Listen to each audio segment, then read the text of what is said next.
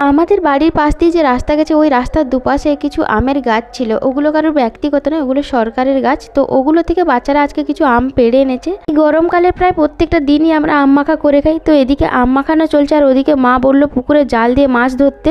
তাই গুড্ডু এখানে পুকুরে জাল দিতে শুরু করলো। আর এদেরকে দেখো, এরা এখানে স্নান করবে বলে পুকুরে ঝাঁপ দেওয়া শুরু করেছে এক এক করে। কয়েকদিন হলো গরমটা একটু বেড়েছে, তাই ওদেরকে স্নান করতে দেখে আমারও স্নান করতে ইচ্ছে করলো, কিন্তু কোনো উপায় নেই। তাই জন্য আমি পুকুর পাড়ে দাঁড়িয়ে থেকে ওদেরকে দেখছি। কিছুক্ষণ পর মা এসে বকাবকি শুরু করলো, কারণ কয়েকদিন পরে ওদের ইউনিট টেস্ট রয়েছে। তো বাই চান্স যদি অসুস্থ হয়ে পড়ে তাহলে কিন্তু পরীক্ষাটা জলে যাবে। বাট কে শোনে কার কথা, মা যে এত ভয় দেখালো কোনো কিছুই হলো না, কারণ এমনিতেই শীতকালে ওরা এতক্ষণ স্নান করে, সেদিকে এটা তো গরমকাল, এখন 1 ঘন্টা পুরো ওদের স্নান চলবে। বাচ্চারা স্নান করার আগে পুকুর পাড় থেকে কিছু শাক তুলে দিয়েছিল। এটা হচ্ছে সেই গিমা শাক, খেতে তেতো ঠিকই কিন্তু শরীরের জন্য খুবই উপকারী। এই চৈত্র বৈশাখ মাসে গ্রামের দিকে প্রায় প্রত্যেক জায়গাতেই মনসা ঠাকুরের পুজো হয়। তো বাবার কাছে 2টো ঠাকুরের অড়া রয়েছে, ওগুলো এখন বাবা বানাচ্ছে। আজকের মিনি ব্লগটা তোমাদের কেমন লাগলো অবশ্যই জানিও। বাই।